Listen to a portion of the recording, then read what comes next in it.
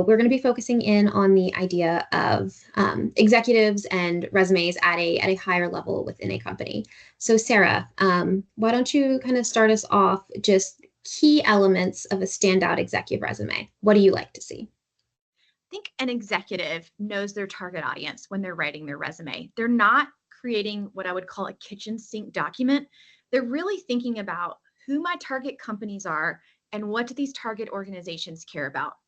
An executive is also going to focus their narrative on results, not what they've been responsible for. Their resume isn't going to read like a job description, but instead it's going to share what they accomplished, how it impacted the business and the bottom line.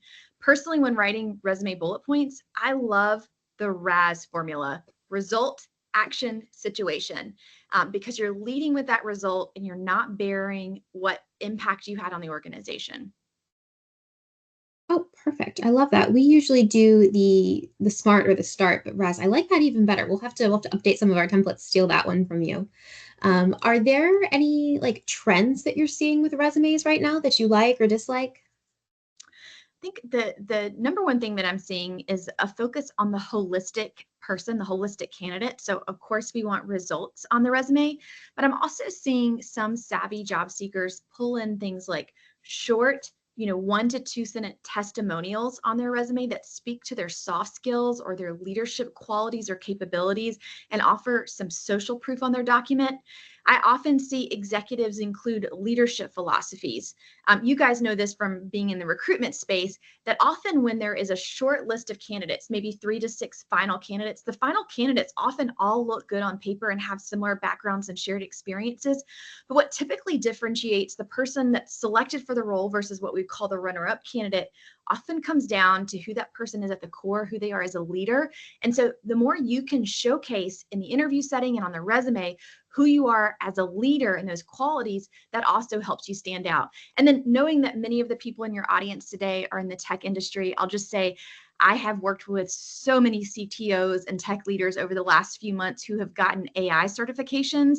I mean, I wish that I had bought stock in Berkeley and MIT's AI cert, because I think every single one of my clients has gotten that certification. So demonstrating knowledge of how you're using AI in business is so important right now.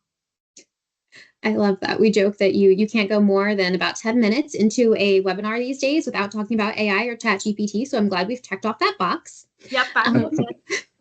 When we're looking at these leadership strategies and even some of these soft skills that are really important, I know they're going to come up in an interview, but how do I lay those out on my resume? Yeah, great question. I think kind of going back to having that testimonial, someone else, a third party, speaking to those soft skills that you have can be really powerful, because I can say, oh, I'm really collaborative, I'm really great at working with people, I get things done. But if someone else says that about me and it's someone that people recognize, and maybe there's a title that we associate next to that name that says Sarah Johnston is who I want to who I trust when I want stuff to happen, like that really speaks volumes to the type of person or leader that I am. Other ways that you can showcase those soft skills are in your resume bullet points. So for example, if you're a leader and you have a team that you support and that reports to you, think about employee engagement scores. What have been your employee engagement scores over your tenure in the role? What's your retention like, especially during what we would call the great resignation period? Were you able to retain the team that you led? Those are all results that you can showcase on your resume that tell a story of those soft skills and those leadership qualities. So that's some really great insights. I appreciate that. And then kind of on the flip side, what should we avoid? What are the pitfalls? What do you not like? On resumes, I would say make sure that you're using a modern format and that you're using a modern design.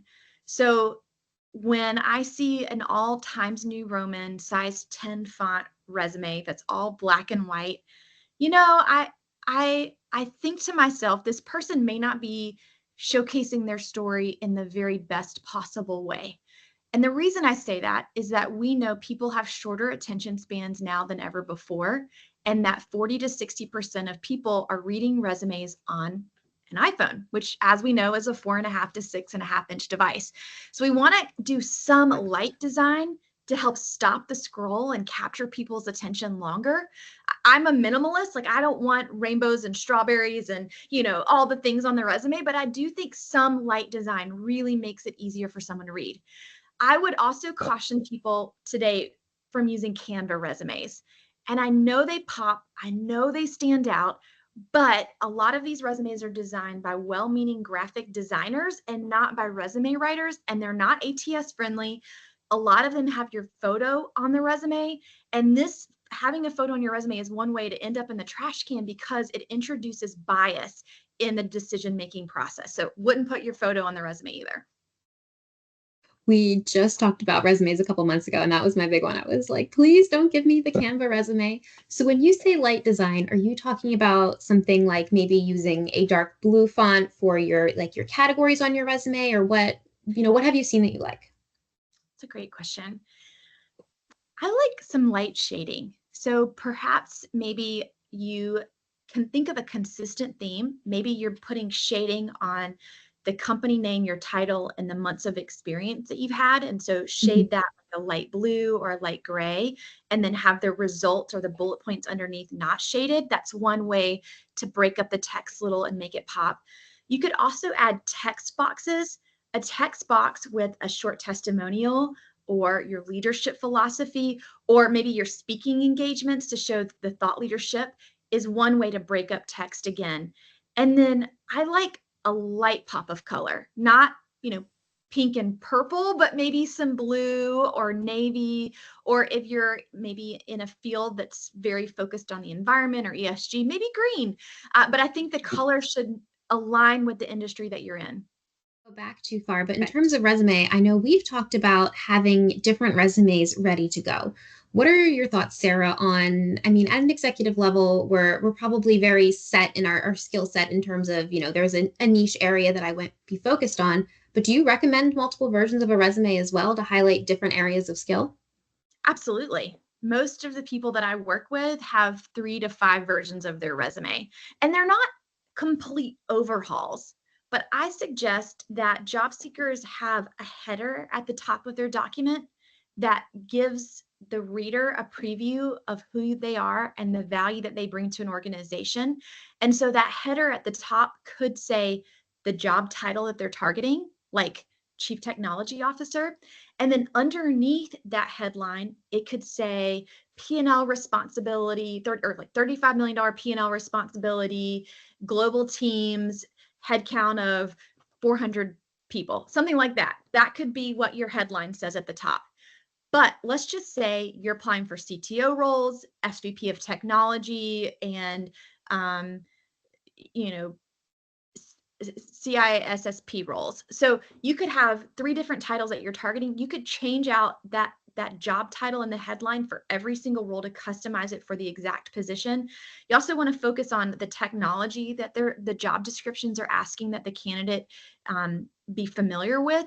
So I would read the JDs very, very carefully. If they say they need somebody with Power BI experience, make sure that you have Power BI mentioned in your resume, either in context of how you utilized it and impacted the business, or at least in a technology section at in some place on the resume, so that the person reading the document can see that you have that technology and skill set.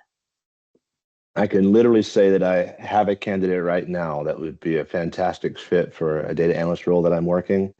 And they do not have the Power BI that they're asking for, but they're doing their absolute best to make sure that they get that onto their resume. It's literally happening right now. I said, having submitted today for that job. It's not on their resume. She's got the experience. For whatever reason, her resume is more Tableau heavy. But yeah, that's a personal real world story to what Sarah just said a moment ago. We're fixing her resume at this time. It in Canva, it's in a Word doc. We've maybe got 2 colors going on. Do you like bolding certain measurable achievements to make them stand out, or does that look bad? Sarah, I'd love to hear your thoughts first. I personally love it. And again, like, I think less is more. I don't want everything bolded, but I do think that you can manipulate the reader's eyes to view the text that you want them to see with some bolding. And so some strategic bolding around key impact and results, I say do it. What do you think, Ben? So I'm unique. I'm sorry. I'm fleshing my way through this response before I even say it. Visual noise is a thing to me. just from an individual perspective. So if I see a lot of boldings and highlights and other things, sometimes that can draw my attention away from what I'm supposed to actually be looking for and looking at. It may just be the way that my brain is wired. I don't know that I speak for all recruiters when I say that, but that would be probably my broader answer to that. Um, does that make sense? Am I touching the right things here? I'll jump in on top of that if you don't mind. Yeah, In sure. the IT, the software engineering space specifically, the other end of ghost recruiting is we see a lot of fake resumes, or people who lie about their skills. And I, not to generalize, but those often have a lot of bolded text, and I mean Yeah, a lot of bolded I text. agree. So going off of what Sarah said, if you have a few things that are important and that you bold and that are like very high achievements, I did a $500 million project, yeah, that can go in bold. But if it's every third skill, that I would Mhm. caution against. What is that? Is that what you're I'll thinking? I'll speak to it a little bit more along those lines too. Like I like when it comes to resumes if they've got like a little highlight section underneath like their day-to-day job responsibilities, impact statements, right? And if you put like highlights within this role, I generated X amount of revenue by creating this tool or this process within my organization, having that in there. But I would just, if it were me, I would probably just separate it off from the main bullet points of the description before I went on to the next role, to the next opportunity, if that makes sense. Is that in line with what you were saying a moment ago, Ciara? Yeah. Yeah, yeah, I like that. Okay. Keeping on resumes, I've seen a lot of different opinions on this. So I think Sarah, you're going to be our best answer on this one. Do you still recommend keeping resumes only to your last 10 years of employment? And what about a limit of 1 or 2 pages? I saw that question and I love this question because I get it a lot. So I go by the philosophy that a resume can be as long as it needs to be and no longer. And Sure. I'll expand on that and say, I think there's an old advice that some MBA school somewhere started that a resume could only be 1 page. And if you haven't written a resume in a while and you went to MBA school, you probably have this ingrained in your mind that it can only be 1 page in length. I do believe it's important to be succinct. I think it's important to focus on the most important details and most important results.